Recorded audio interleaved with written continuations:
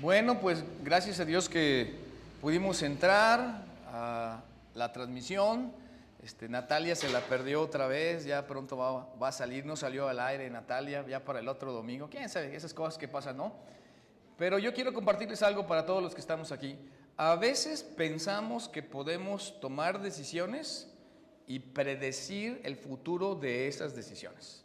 No les voy a animar a que levanten la mano, pero casi se los aseguro que así es. Y le voy a decir por qué estoy diciendo esto, que es parte de lo que vamos a revisar. Porque dije cambio de horario, primer domingo de abril, más temprano, hace calor, recién regresamos y reiniciamos de la pandemia. Seguramente me mentalicé, vamos a estar como cuando transmitimos nada más. O sea, los que ayudan a poner todo, transmitimos y con un auditorio vacío. Pero miren, es exactamente lo contrario. Así que, ¿qué les parece si dan un aplauso a ustedes por haber hecho lo correcto? Qué bueno, ¿no? Qué bueno que la verdad me asombra ver y me alegra mucho más todavía que asombrar verles a cada uno de ustedes, ¿no? Justo estaba pensando en Fernando Torres, en Carolina García Garibay, bueno, puedo seguir con los nombres, pero lo estoy ventaneando aquí en la transmisión de quienes están presentes hoy en esta mañana. Hasta mis llaves me entregaron de que las había dejado por allí en algún lugar. Mejores decisiones, menos remordimientos. Miren, comencemos con esta pregunta para todos nosotros. ¿Por qué las personas que han bebido demasiado? Respiren, ¿no? ¿Por qué las personas que han bebido demasiado? O sea, para que algunos que digan, pues si yo bebo, pastor, no estoy diciendo encuestas de quién bebe o no, ¿no? ¿Por qué las personas que han bebido demasiado, en el momento, están intoxicados, para decirlo más claro, tienden a tomar malas decisiones? Y luego, cuando alguien estuvo en ese estado inconveniente y luego le habla a su amigo y le dice, oye, pero anoche, ¿pero cómo? No, pero si yo... Hay un video que dice todo lo que hiciste. Pero no puede ser. Que yo sepa, las buenas decisiones no son el resultado de estar intoxicado y haber bebido demasiado. No están conectados con esto. Pero esto sí es verdad. Realmente pasa y, bueno, podemos pensar en varios fenómenos aquí. El primero de ellos es que nuestra corteza prefrontal conecta toda la capacidad de juicio de nuestro cerebro con las emociones y con el pensamiento y con la reflexión. Y justo cuando alguien está ebrio, se ha inhibido eso y se ha desinhibido las emociones. Por lo tanto, la persona cuando se puede quedar callada, no se queda callada. Cuando se debe de quedar callada, no se queda callada. Y cuando debería evitar esas palabras, justo es las que dice. Fuera de juicio completamente, porque están insensibilizados, gracias a Dios, temporalmente a las señales sociales, culturales y relacionales. No es un versículo bíblico de la historia bíblica, ni del Antiguo ni del Nuevo Testamento, pero quiero invitarles a todos a que lo leamos, por favor. ¿Cómo están los que han bebido demasiado? Están insensibilizados temporalmente a las señales sociales, culturales. Entonces, señales sociales, lo que la gente espera de nosotros, culturales, lo que la gente acostumbra en esas circunstancias y cuando alguien está sobrio, cómo se debe comportar, y relacionales, hablando de las personas que son mi familia o las personas que son mis amigos o los que están conmigo compartiendo un momento, una fiesta que fuera en específico. Insensibilizados, pero están, digámoslo así, artificialmente impedidos. Y eso es bueno. Esto es como una excusa, porque artificialmente impedidos del pensamiento racional. Ahora ya todos nosotros en este momento les vino a la mente alguien, ¿no? Algunos, o a lo mejor ustedes. No quiero acusar a nadie, pero esa es la verdad. Y tenemos que pensar en que justo nosotros estamos en otro tono. Hablando de los que no nos embriagamos o de los que no bebemos demasiado, nuestra responsabilidad o nuestras señales sociales, relacionales, están agudizadas, están vigentes, es parte de nuestra conciencia, estamos conscientes de ellas, digámoslo así, no tenemos ningún pretexto porque ellos, digámoslo así, no ignoran conscientemente su conciencia. Pero el sesgo para nosotros puede ser que sí. Ellos no ignoran porque sencillamente está apagado, ha sido reprimida, ha sido desconectada su conciencia en algunos casos. Y entonces por eso el video es decir, me asombro de pensar que todo eso hice cuando estaba en ese estado inconveniente, como amablemente decimos, estaba en estado inconveniente. Y tengo que confesar aquí que como uno va evolucionando y uno va creciendo, aunque no lo crean, para enseñar o predicar me estorban los lentes, aunque veo mejor con los lentes, a decir verdad. Francis Guerrero Rico, de verdad que sí veo mejor con los lentes, pero prefiero no tener impedimento para verlos a ustedes. Con los lentes veo de cerca y con los lentes no veo de lejos, entonces quiero ver de lejos, quiero verlos a ustedes. Así que estaba reprimida, yo mismo me puse aquí un 4 para saber dónde estaba pensando, ¿no? A ver, ¿me ayudan? ¿Dónde estaba? Estaba pensando en cuando yo era más joven y que mi experiencia era menor que la que tengo, porque sigo siendo joven, pero no tanto, veía a la gente y decía, es que estaba fuera de sí, se embriagó y hizo esto. Y yo decía, ¿cómo es posible que digan que no se acuerdan? ¿Cómo es posible que digan que no sabía? ¿Cómo es posible que digan que ya ahora es otra persona y hasta les dicen Transformers? Conozco a más de un Transformer, a más de uno, y yo creo que ustedes sí. Pero mi crítica radical, no suavizada, porque los años nos dan unos golpes a todos en lo que ignoramos, ¿verdad? Y nos van diciendo, mira, estabas equivocado, estabas equivocado, estabas equivocado, y todavía estamos equivocados. ¿Y cuándo va a terminar esto? Pues hasta que se termine. Mientras tanto seguimos avanzando, como hoy, seguimos adicionándole conocimiento y aprendiendo estas decisiones que tenemos que tomar, o más bien preguntas que debemos hacer antes de tomar decisiones, y ahora entender que ellos no ignoran conscientemente su conciencia, está sido reprimida o desconectada, y por lo tanto no pueden tomar mejores decisiones, y además tendrán muchos, no menos arrepentimientos, porque otros comenzarán a relatar su historia, lo que pasó, lo que sucedió, y parte de lo que la historia implica, lo vamos a ver la semana entrante en el tercer tema, que implica el legado, la pregunta del legado o de la historia. ¿Qué historia se está escribiendo de nosotros? Otros hablarán por ellos y dirán que no hubo buenas preguntas, por lo tanto no hubo buenas decisiones y no entendieron la correlación entre hacer buenas preguntas para tener buenas decisiones, y peor aún, preguntar, pero esperar contestar honestamente. Y luego, cuando hay una respuesta honesta, actuar de acuerdo a esa respuesta honesta, y no como veíamos la semana pasada, comenzar a autoconvencernos en ese enfoque o sesgo de comprobación, un sesgo cognitivo, así se conoce en psicología, donde tú tienes una idea y buscas todo lo que respalde a esa idea, lo que veíamos la semana pasada, y cualquier cosa que te lleve a la contra sencillamente lo desechas o piensas que te están atacando.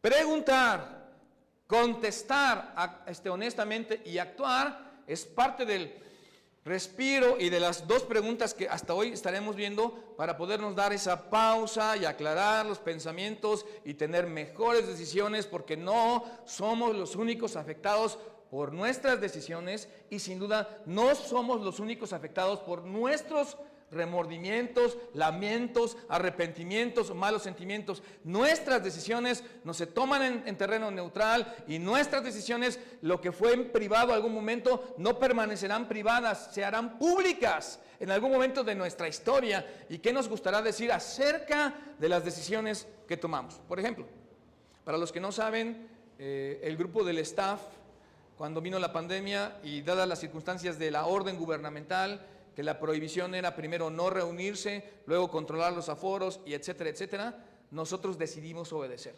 Eso fue lo que decidimos hacer. Otras personas decidieron no. Y cada persona es responsable de lo que hace. No es una crítica para ningún lado, es una explicación. ¿Y por qué estuvo el templo, las instalaciones, tanto tiempo cerrado? Porque decidimos jugar a perder. Porque decidimos que Jesús fuera exaltado y que se viera una iglesia obediente, y que entonces la iglesia se moviera entre la gente, no congregándose justo como nuestra autoridad nos lo mandó, y luego vigilar los porcentajes, que hoy es semáforo verde, hoy pueden hoy pueden venir todos. Casimiro Hernández del Águila, es que tengo confianza con él y por eso estoy diciendo, ¿no? Hoy pueden venir todos, porque estamos vacunados, espero, porque usamos cubrebocas, porque hay la distancia, porque está ventilado, todo eso pasa. Así que no somos los únicos afectados por nuestras decisiones, y no somos los únicos afectados por nuestros remordimientos, por nuestros lamentos, por nuestro arrepentimiento y hasta por nuestra mala actitud, que sin duda la actitud es una respuesta a las decisiones de otros. Y por eso la primera semana desde el tema introductorio les invité a poder memorizar este versículo. Así que Proverbios 27:12, ayúdenme a leerlo todos. El avisado ve el mal.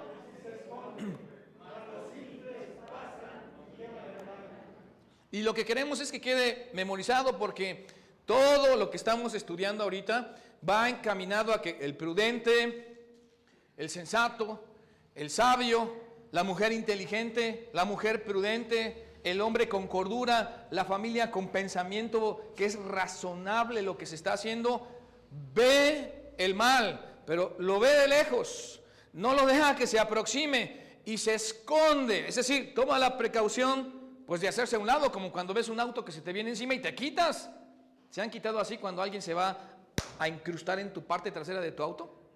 Yo sí, por la gracia de Dios. Se escucha el rechinido de las llantas por la aplicación de los frenos brusca, y en ese momento un espejazo de ni siquiera un segundo puedes ver por el retrovisor que alguien viene no pudiendo frenar atrás de ti y te sacas así de momento y carambola.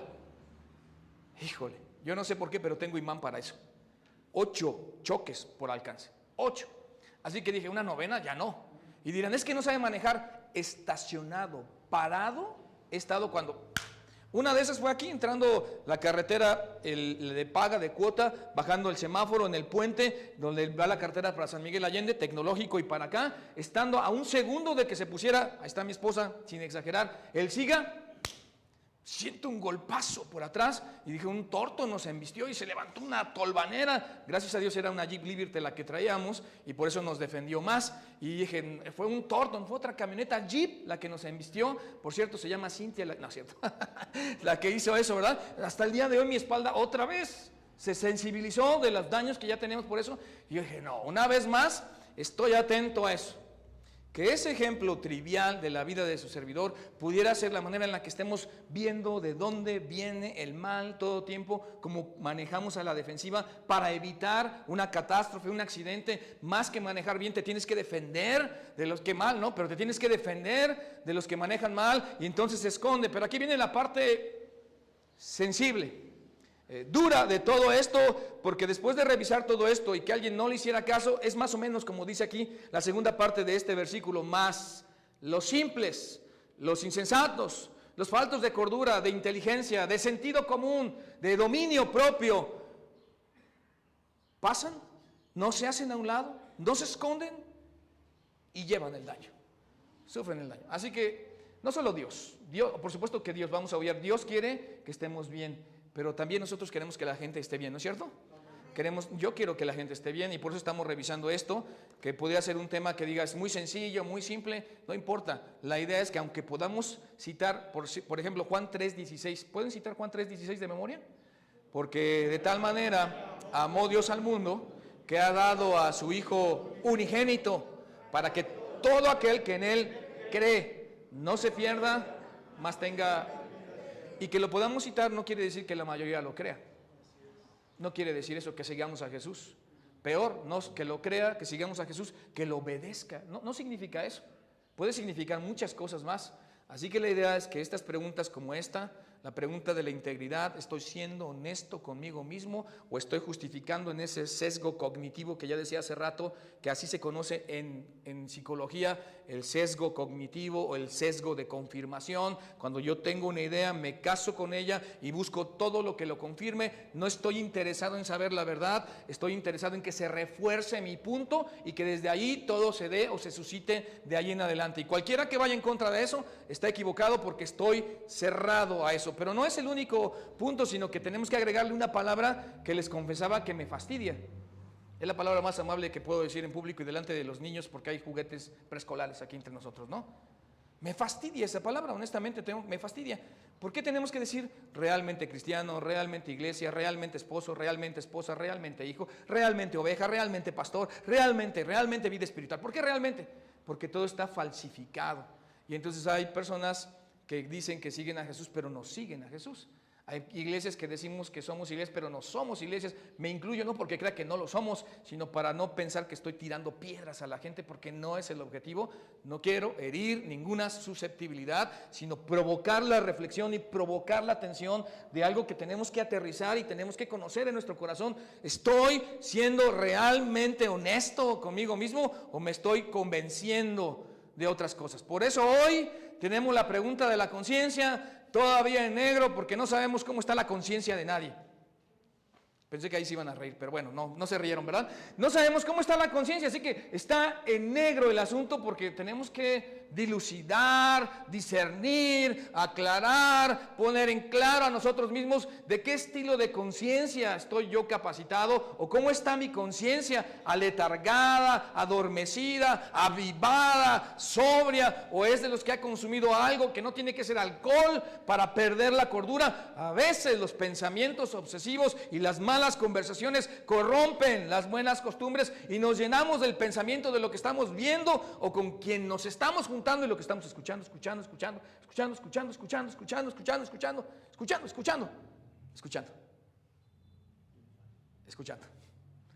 ¿Ya los cansé?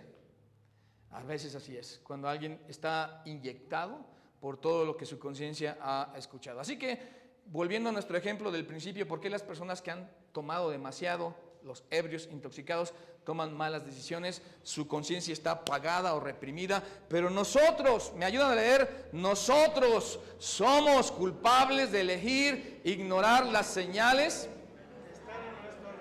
y las tensiones internas dentro de nosotros, señales a nuestro alrededor, lo social, lo relacional, lo que nuestra conciencia nos dice. El que tiene alcohol en su sistema o en su torrente sanguíneo, tiene el pretexto de que está inhibida su corteza prefrontal y que esa sustancia que lo hace tomar decisiones desinhibidas lo motiva y lo mueve. Ese es el que está perturbado. Pero nosotros, me temo que tenemos muchísima más responsabilidad.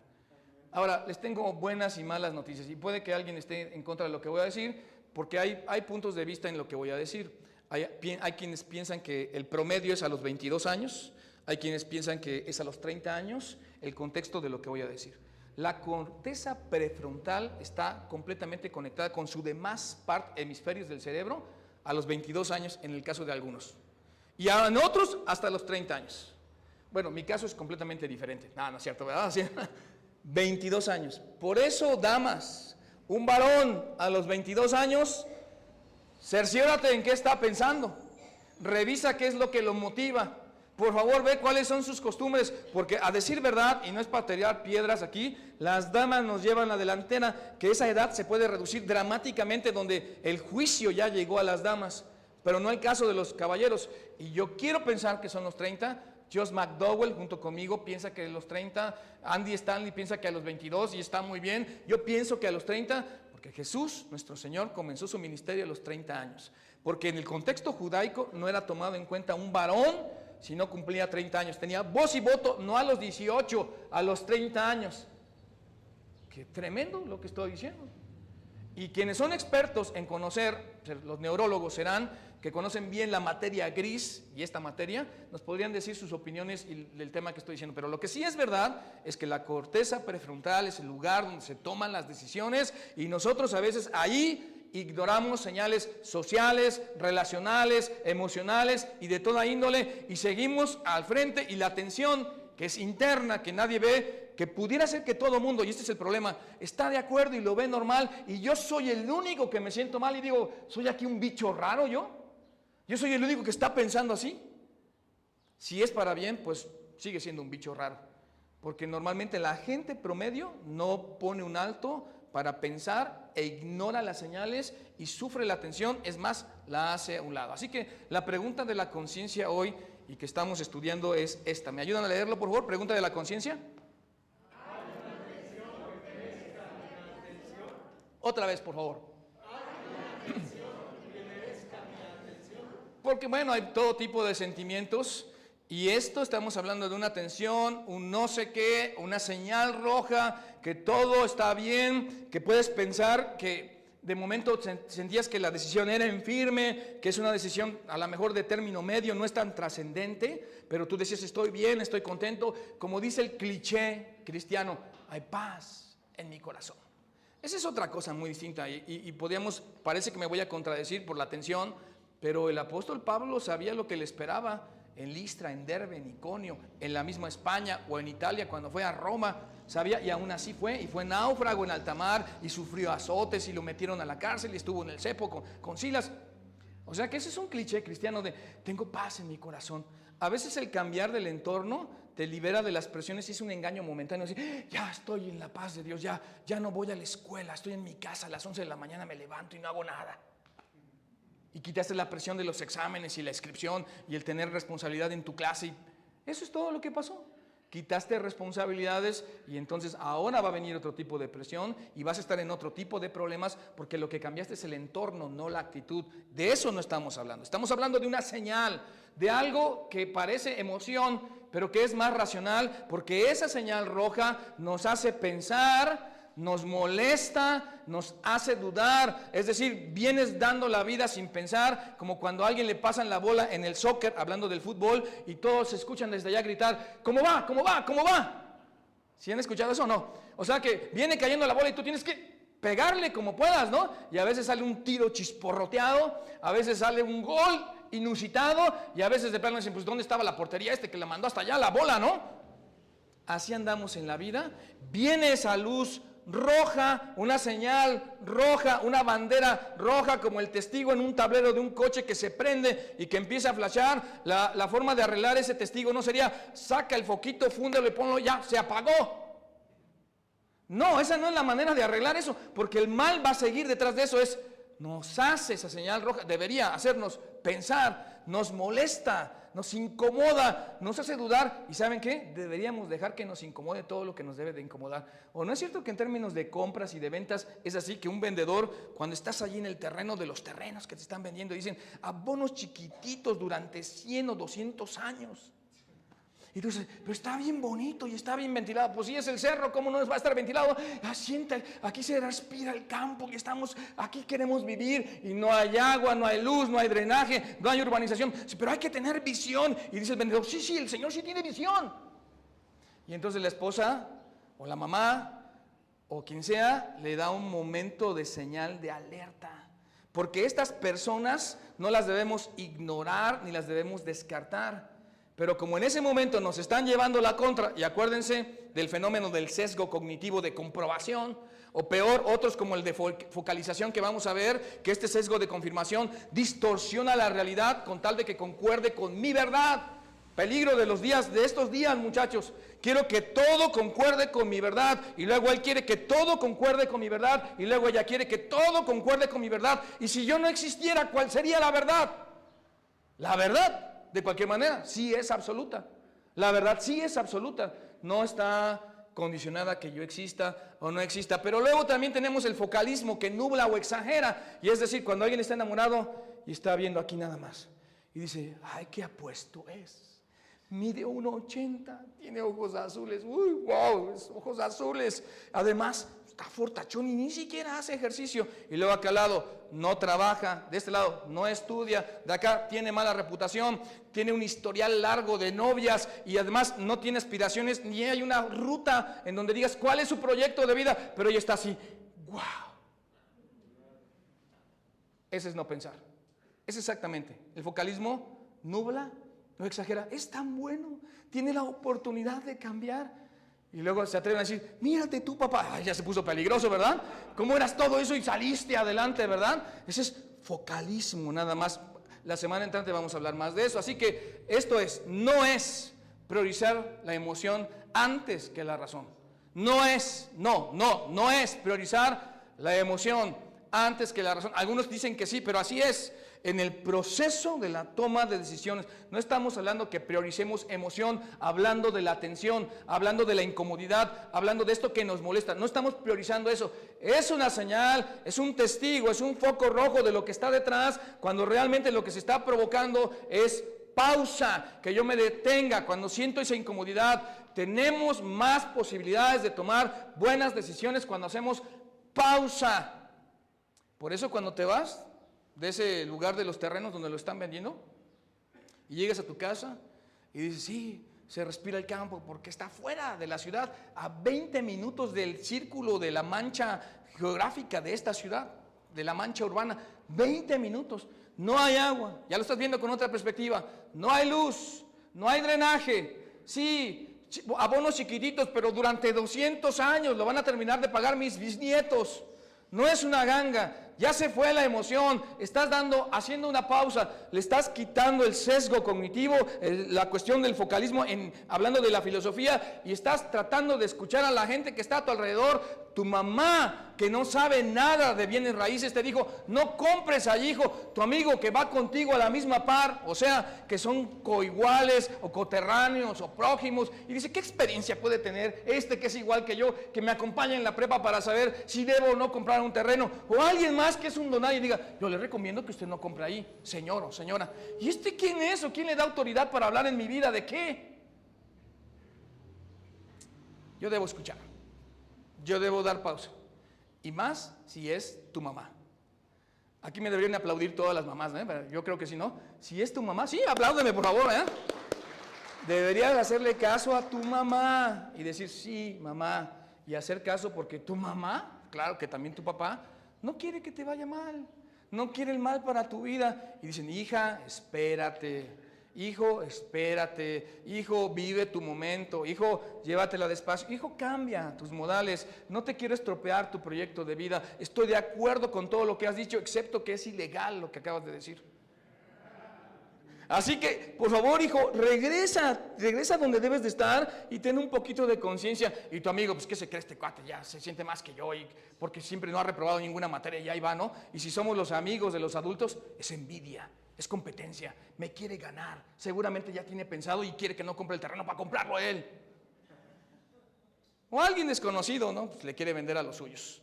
Así que crean una tensión racional, tu mamá, tu amigo o alguien más, en aquello a lo cual yo estaba vendido, hay una tensión racional que me dice, hay algo aquí raro, es la falacia genética de origen, es decir, me lo dijo mi mamá o a mi amigo o mi hermano, quien sea, y entonces yo tomo más en cuenta que la verdad, ¿quién me lo dice? ¿Y no hacemos así los cristianos?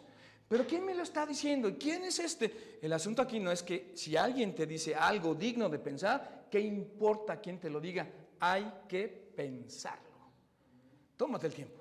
Tomémonos el tiempo, que justo es lo que queremos hacer. Y permitamos que esa tensión, ¿me ayudan a leer? Permitamos que esa tensión se eleve y se amplíe tanto como sea posible antes de que decidas. Antes, porque después malas decisiones, muchos arrepentimientos, muchos remordimientos, muchos lamentos. Gracias a Dios que Dios es perfecto y que Él es experto en reparar gente descompuesta o imperfecta. Es el Dios de la restauración, ese es nuestro Dios, y nos toma, aun cuando hemos cometido muchos errores, porque aquí hay que hacer un borrón y cuenta nueva. ¿Cuántos de nosotros en el pasado nos tomamos el tiempo para pensar nuestras decisiones? Realmente, ¿cómo va? Así fueron. Y luego cuando se pasaron los años mozos, cuando se acabó el atractivo visual, el de él y el de ella, y si estamos casados, gracias a Dios, que Dios es el Dios de la restauración, el que repara lo roto y que es experto en hacerlo, solamente que necesita nuestro corazón y necesita nuestra disposición. Permite que esa tensión se eleve, crezca, te incomode más y se amplíe tanto como es posible, que manera que me haga que me espere, que no firme, que no vaya, que no disfrute, que no conteste, que no me relacione antes de que sea una decisión tardía. Y por lo tanto, con el sesgo cognitivo de la confirmación, no lo justifiques, no te lo vendas, no te autoconvenzas. Asume la tensión y di, duele, no lo entiendo, no sé por qué, pero aquí está, me metió esta espinita mi mamá, me metió esta espinita o este pero mi amigo, y ahora los que están alrededor, parece que todos se pusieron de acuerdo. A ver, ¿por qué están todos de acuerdo en que estoy mal? Hasta que desaparezca o hasta que decidas tomar otro camino. Porque si no desaparece, y no estoy hablando de ese cliché que tampoco estoy de acuerdo con que la paz de Dios y todo está bien y puertas abiertas. No es cierto. Pablo batalló, Jesús batalló, todos los cristianos en la Biblia se ve que batallaron para llevar a cabo los cometidos de Dios. No es cierto que todo va a estar expedito, aplanado, pavimentado para que tú y yo, sin ningún camino sinuoso, vayamos caminando así, porque Cristo está conmigo, lo puedo sentir y todo me va a salir bien. No es así. Así que confiad en mí, dijo que es porque en el mundo tendréis aflicción. Vamos a batallar. Y qué bueno verlos a todos ustedes hoy, donde podemos hablar de estas cosas, en donde yo me emociono, porque sí me emociono, y no es para regañarlos, aunque quisiera regañar a algunos, sobre todo, no es cierto, nadie de allá, ¿verdad? Es para revisar estas cosas. Ahora, esta historia, con todo este problema y la tensión que espero que ya hemos causado, y que algunos incluso retrataron o se retrataron, y están viendo, ¿dónde está la base de lo que Dios puede decir de este tema? ¿Dónde está la base de esta pregunta en donde tenemos que revisar el principio de fondo? La historia se centra en el rey David, que salta a la escena de la historia como un pastorcito que de repente van a su casa e Isaí, su papá, recibe al profeta Samuel y el profeta Samuel dice, Dios se ha provisto de un rey, porque por cierto, el que es rey ahora ya está desechado por cuanto él también desechó a Dios, no se alinea bajo los principios de Dios, así que vamos a ungir a uno de tus hijos como rey, y van desde el más guapo, el más grandote, de los ojos azules de un 80, fornido y todo eso, hasta el más chiquito, enjuto, no sé si el rey David estaba enjuto o no, pero así chiquito, diminuto, se me van las palabras para decir, pequeñito, ¿verdad? Pero hermoso en su aspecto, el rey David, dice, este va a ser el rey, así que lo ungen como rey, se entera el rey Saúl, esa es otra historia, a él lo regresan a pastorear, y entonces en algún momento surge para consolidar su liderazgo y su forma de llevar a cabo los preceptos de Dios, la obediencia de Dios, siendo que era el varón conforme al corazón de Jehová, llega a la guerra, allí está aquel filisteo, que todos ustedes deben de saber, es harto esa historia, y los que incluso no tienen contexto de iglesia, seguramente que saben la historia de David y Goliat, y hasta decimos, todos los Davids tenemos un Goliat, un gigante que derrotar, así que con una honda y 3 piedrecillas, y solo usa una, derriba aquel que amenazaba, denigraba y desafiaba al Dios de los escuadrones de Israel. El problema no era el pueblo de Israel, era el Dios de los escuadrones de Israel. Y entonces brinca la escena como un líder, como un caudillo confirmado, un guerrero, una persona de guerra. Y entonces el rey Saúl comienza a decir, oye, a mí me dan miles y a él 10,000. Ese fue el canto de las mujeres, sabrán la historia. Y desde aquel día no vio con buenos ojos al rey David, así que lo comienza a perseguir. Sería largo la historia, habría que leer todo el libro de Primero de Samuel, o Primero de Crónicas, o Primero de Reyes, y ver en contexto todo esto que estoy diciendo. Pero entonces se vuelve fugitivo David, lo persigue el rey, ahora van a ir a Engadi, como vamos a leer, y en Engadi es un desierto lleno de peñascos, rocoso el lugar, la planicie, por supuesto, candente, y allí en la roca cientos, tal vez miles de cuevas donde los fugitivos realmente se escondían. Y resulta que un día después de que el rey Saúl está persiguiendo filisteos, va a ir a ese desierto, justamente. Ahí tomamos nuestra historia. Primero de Samuel 24. Si traen su Biblia, préndanla en su teléfono o síganlo aquí como ustedes gusten, no hay ningún problema. Al cabo que los chavos están bien aplicados. Y miren, ahí está el texto completo. ¿Qué dice? Primero de Samuel 1:24.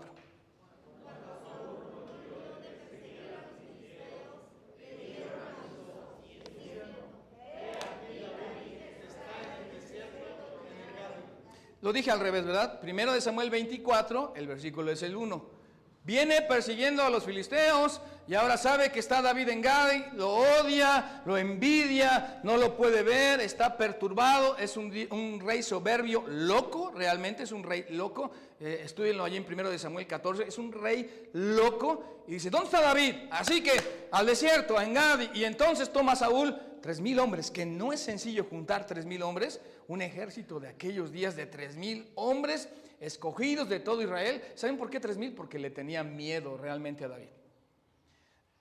Saúl le tenía miedo a David, le tenía envidia, le tenía rencor porque Dios lo había escogido. Fíjense, envidia y rencor porque Dios lo había escogido. Pero aparte de eso, le tenía miedo porque era un hombre con el cual Dios sí estaba.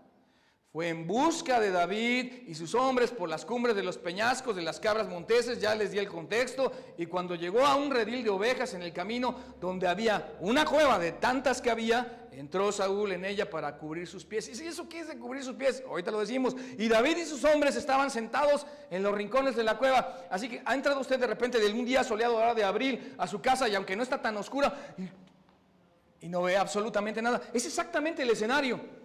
Están allí ya por algún rato anticipadamente los hombres de David y David en la cueva, y el llamado de la naturaleza para cubrir sus pies de Saúl llamó al rey. Pero como él es el rey, puede parar un batallón de 3,000 hombres y dice: me voy a tomar mi tiempo, necesito rest room.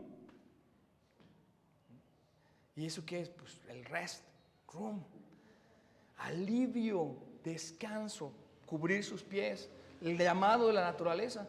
Y ahí, con la espalda descubierta en cuclillas, los hombres al fondo de la caverna, con el rostro y el cuello a modo para que lo pudieran degollar. Y en ese momento hay una señal de Dios, lo que han venido diciendo: es tu momento, David. Le comienzan a susurrar sus hombres, que por cierto, fugitivos como él, han recibido promesas del rey David: cuando yo sea rey, porque Dios me ungió por rey, yo sé que algún día seré rey, y ustedes van a ser altamente recompensados. Ya están todos sus hombres y dicen: este es el momento, este es el lugar, esta es la forma, es la manera en la que... Ahí está casi una decisión tomada, ¿no? Dios te lo ha entregado, te viene persiguiendo, te quiere matar. Si tú no lo matas, seguramente que él sí te va a matar a ti. Ese era el consejo de los demás. Todo parecería que está bien, es parte del trámite. Finalmente es una decisión de algo que todos ya saben y que ahora pues Dios se ha provisto de rey en ti. Así que dice allí: entonces los hombres de David le dijeron: he aquí el día de que te dijo Jehová, he aquí que entrego a tu enemigo en tu mano. Parece que va concorde a lo que está pasando. Y harás con él como te pareciera. Ya saben que agarramos partes de la Biblia para justificar también nuestros hechos. Y dice: es que la Biblia dice aquí que yo puedo odiar a mi enemigo. Estás completamente fuera de contexto. Y se levantó David y calladamente cortó la orilla del manto de Saúl. O sea que podemos imaginar ese trayecto del fondo de la cueva, David viendo la espalda de Saúl, Saúl dándole la cara a la luz de la entrada de la cueva, él impedido para ver hacia atrás porque recién entró ahí, viene para cubrirse, como dice aquí poéticamente la Reina Valera 1960, a sus pies, el llamado a la naturaleza y poder. Y en ese trayecto comienza a sentir tensión en su corazón. En ese momento algo le incomoda, aunque aquí en el sesgo cognitivo dice: sí, puedes matarlo, Dios te escogió por rey, esta es la manera, llegó tu momento, es la hora. Él va validando todo eso en su corazón, pero siente algo que le incomoda. No es su mamá, no son sus amigos, no es un pariente, no es alguien ahí, es su conciencia. Es la conciencia la que está llamando. Es esa incomodidad de saber no sé qué, no sé por qué me siento así, no sé por qué no puedo. Dicen algunos: no se puede pecar a gusto. Qué bueno. Es algo que te está llamando, de que eres un hijo de Dios. Claro que si pecas a gusto habría que revisar si tu fe está en Jesucristo, que esa es otra cosa, ¿no? Claro que no se puede. Así que en el tiempo que va caminando, toma de segundos la presión de la decisión, lo que otros esperan que haga. ¿Qué le voy a decir a mis hombres? ¿De por qué no le voy a degollar en ese momento y así llegar al trono? Decide cortarle solamente la orilla del manto a Saúl. Ahora, la historia no queda ahí. Esa es una decisión tomada, pero diferente a la que otros esperaban que tomara y que le coronaran rey. Es completamente contrario a lo que otros están haciendo. Así que, como la gente dice, en la mayoría, no siempre es así, en la mayoría, vamos a hacer lo que... No, tú haz lo que Dios te está guiando a ti. Yo hago lo que Dios está guiando a mí. Ellos deben hacer lo que Dios está guiando a ellos a hacer. Cada persona toma su decisión como la realidad en nuestra casa y nuestros hijos. Todos recibieron la misma educación, tuvieron el mismo entorno, tuvieron la misma economía, se movieron con los mismos amigos y cada hijo tomó su propia decisión. A veces mala, a veces buena. Lo mismo pasa en las iglesias, lo mismo pasa en la sociedad, lo mismo pasa en nuestro país. Cada persona delante de Dios toma sus propias decisiones, aunque haya recibido lo mismo. Así que ayúdenme a leer este versículo, el 5, por favor. Después de esto, se turbó el corazón de David. Así que esto es hacia atrás en el lugar y hacia adelante. Hacia atrás porque se está acercando al rey Saúl con los mismos principios. Cree que es el varón ungido de Jehová, el rey. Cree que Dios lo puso. cree que Dios lo señaló, cree que Dios le dio la autoridad a Saúl. Y entonces, ¿cómo voy a jugar a Dios en la vida de él? ¿Cómo voy a jugar a ser Dios en la vida de ella? ¿Cómo voy a jugar a ser Dios en mi propia vida? Sin duda que eso es una de las características por las cuales David es un varón conforme al corazón de Jehová. Eso. No voy a ser Dios en la vida de él, de ella o de ella. No voy a tomar las decisiones por ella, por él o por ella. Cada persona tome su decisión. No le voy a decir qué decisión tiene que tomar. Yo voy a seguir a Dios. Yo voy a no voy a justificar mi procedimiento en el mal comportamiento de David. No lo voy de Saúl. No lo voy a hacer, dice David. Yo no voy a justificar que lo maté porque él me perseguía. Yo no voy a justificar que me hice rey porque Dios me ungió y finalmente alguien lo tenía que quitar del camino. No lo voy a hacer. Después de esto se turbó en el corazón. Y eso nos habla de esa tensión, de esa conciencia que le está haciendo caso David a su tensión, a su conciencia y no a lo que le están diciendo que debe hacer. Porque había cortado la orilla del manto de Saúl y ya eso le parecía algo que no estaba exactamente bien. No estaba bien.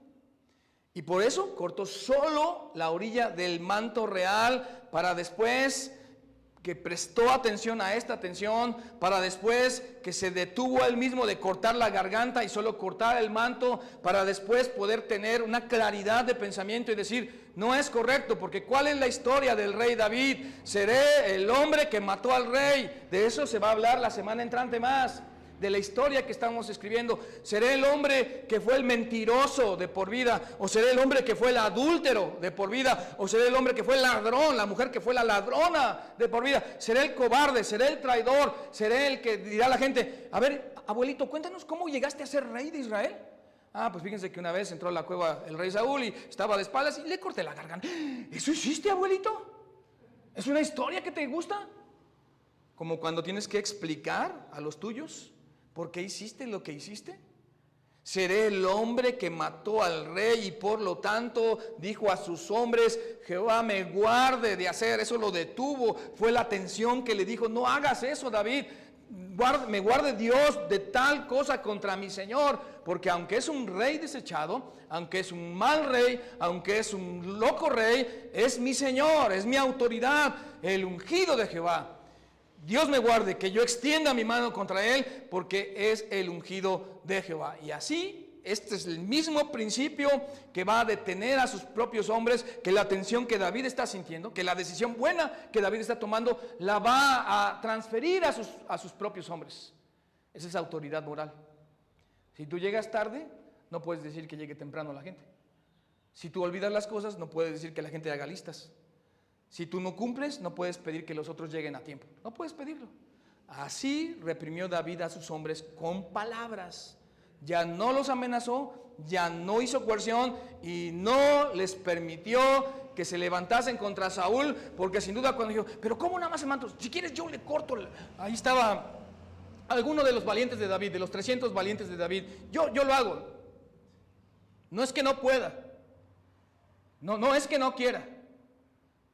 Es que no debo. Y aquí están los principios del respeto a la autoridad que me hacen que entren en conflicto con la decisión que, aunque validada porque Dios me escogió para ser rey, yo quiero llevar a cabo en este momento, que no lo haré. Y esa es la razón por la que David, varón conforme al corazón de Jehová, más tarde llegó a ser rey de Israel y por una manera mucho más sencilla. Me ayudan a leer el versículo 8. También David se levantó después.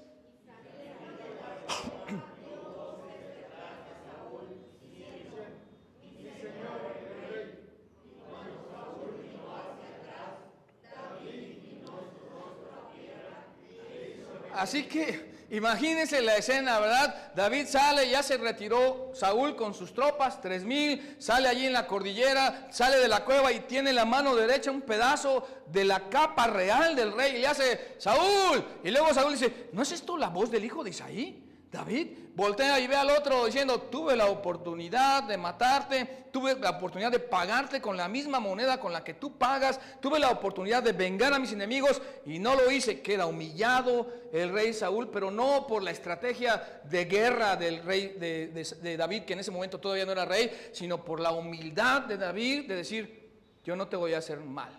Yo no voy a usar lo que tú estás haciendo mal para yo tomar malas decisiones. Y qué bueno que estamos llegando a ese punto, porque a veces dicen, es que él no, es que ellas no, es que ellos ya. No se trata de ellos, se trata de nosotros. De cuáles son tus principios, cuáles son tus valores, cuál es esa atención a la que vas a escuchar o no. Y este es el principio. Juzgue Jehová entre tú y yo. ¿No es cierto que muchos la conocemos? Cuando alguien te dice, juzgue Dios entre tú y yo, aguas, porque es exactamente lo que Dios va a hacer. Y va a pagar a ambas partes lo que cada parte merezca. Juzgue Jehová entre tú y yo, y véngueme de ti, Jehová, pero mi mano no será contra ti. Así que Dios asume toda la responsabilidad de la vida, que enteramente se somete a Él. Eso lo dijo Charles Stanley. Me faltó decir, este es un pensamiento de Charles Stanley, no de Andy Stanley, de Charles Stanley, con esa dimensión mundial de su ministerio. Dios asume toda la responsabilidad de la vida, que enteramente se somete a Él. Juzgue Jehová entre tú y yo. Dios toma control de la vida que se somete a Dios y luego le da los resultados. Qué tremendo es pensar que 7 capítulos más adelante de Primero de Reyes 24, Primero de Samuel 24, los filisteos van a estar en guerra como siempre contra los israelitas, y un arquero va a lanzar una flecha al azar y va a herir al rey David. Y cuando hiere el rey David, como era de un comportamiento cobarde, en ese momento no quiere que se diga que los filisteos mataron al rey Saúl, y se echa sobre su espada, ya que su propio escudero no le quiso quitar la vida. Y entonces en ese momento, de alguna manera, sin matar al rey, sin tomar la sangre en tus manos, sin hacer lo que está para que tú, digamos, facilites o agilices lo que tú quieres que Dios te dijo que va a hacer, llega a ser el rey de Israel automáticamente, el rey David. Y no se manchó las manos. Es así como Dios hace las cosas. Si esperamos los momentos y los tiempos, si nos quedamos sufriendo y haciendo grande la tensión, tomándonos un espacio para respirar y pensar y luego actuar. Así que la pregunta de la conciencia con la que estamos hoy enfatizando: ¿hay una tensión que merezca mi atención, tu atención? ¿Va a crecer cuando tu mamá, tus amigos o tus parientes te digan? ¿Le vamos a hacer caso o la vamos a callar? Como cuando un alcohólico, apagada su conciencia o reprimida, sencillamente no tiene las señales sociales o las señales relacionales como para saber qué está bien y qué está mal. Pero en nosotros hay completa responsabilidad. Por eso Jehová pues será juez, y Él juzgará entre tú y yo. Él vea y sustente mi causa, dijo el rey David, y me defienda de tu mano. La duda interna es una alerta, y a menudo es la manera en la que Dios hace girar hacia otra dirección. Y entonces el rey David llegó a ser rey porque Dios lo había dicho, pero no por asesinar, por presión de sus compañeros de milicia, aunque tenía derecho al rey Saúl. Esperó el tiempo de Dios, se quedó, sufrió la tensión, cambió su decisión, que la verdad es que pocos de nosotros tenemos la capacidad para hacer eso. En los segundos ya para firmar el contrato, en los momentos ya para levantar el auricular del teléfono, en los momentos de digitar para llamarle a alguien, en esos segundos de máxima atención, no, esperar, aunque cuestione la gente. Aquí está la decisión. Entonces un rey se convierte, David, en rey sin tener que matar a un rey. Tú llegas a tener una casa sin tener que endrogarte. Tú tienes un matrimonio sin tener que presionar. Tú llegas a educar una familia sin tener que andar correteando a tus hijos. ¿Dónde están? ¿Dónde están? ¿Dónde están? Porque son malas decisiones que nos llevan a malas decisiones y más arrepentimientos y más remordimientos y más lamentos, que no se ven así cuando son buenas las decisiones. Un rey, yo sé que nadie está ahorita, ¿mato al rey o no mato al rey? No, nosotros no tenemos que matar a nadie, gracias a Dios, no. Pero sí hay cosas que tienes que o no hacer, y hay que sufrir la tensión. Esa tensión puede muy bien ser la forma en la que Dios te protege. Como protegió al rey David, como le guardó al rey David, como finalmente al que a hierro mata, a hierro muere, porque no era la guerra, era un momento de error de alguien que venía atrás de mí, era una persecución. La guerra valida un comportamiento y tiene una norma para llevar a cabo la guerra. Por eso los crímenes de guerra de Rusia contra Ucrania, que sería largo a explicar, tienen sus reglas, las guerras. Aquí no se trataba de eso, sería un asesinato, sería una lesión grave al testimonio del rey David, diferente a la guerra. Así que aquí está la decisión, y ojalá que se agregue a la primera de la semana pasada, que esta sería la segunda. ¿Quieren ponerse en pie para leerla, por favor? Y terminamos así. Haré una pausa.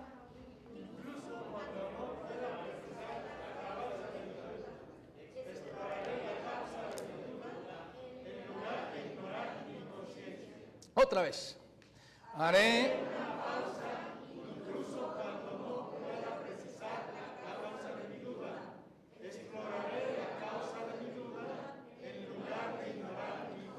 Dicen los muchachos, tómele screenshot, o sea, retrato de la pantalla. Tómele una foto, métase a la transmisión y vea todo el tiempo que va a quedar allí. Esto como una decisión para agregar a lo que hacemos, para parar en nuestro tren vertiginoso de ¿cómo va? Y detener toda la presión, considerar todas las cosas, pensar y luego actuar. Vamos a orar. Padre, en el nombre de Jesús te rogamos que podamos aprender a detenernos y hacernos esta pregunta como David en esa ocasión y sin duda muchas más lo hizo. Queremos rogarte que nuestro pensamiento no esté nublado, no esté enfocado solamente en algo, ni queramos justificar nuestras acciones a partir de las malas decisiones y malas acciones de otros. Queremos no justificarnos y ser honestos con nosotros mismos.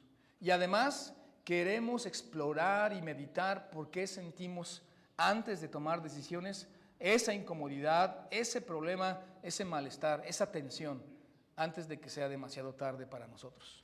Pero queremos rogar sobre todo que tú bendigas nuestra vida y como al estilo de David, nos queremos someter a ti para que tú te hagas cargo completamente del control y el resultado de nuestras vidas. Así que si hay alguien, Dios, que necesita poner su fe en Jesús, aún aquí en la transmisión y presentes aquí en Celaya, rogamos, Dios, que ahora mismo hay una fuente dentro de él que salte para vida eterna por tomar la decisión de poner su fe en Jesús. Te lo rogamos, Padre, en el nombre de Cristo nuestro Señor. Amén.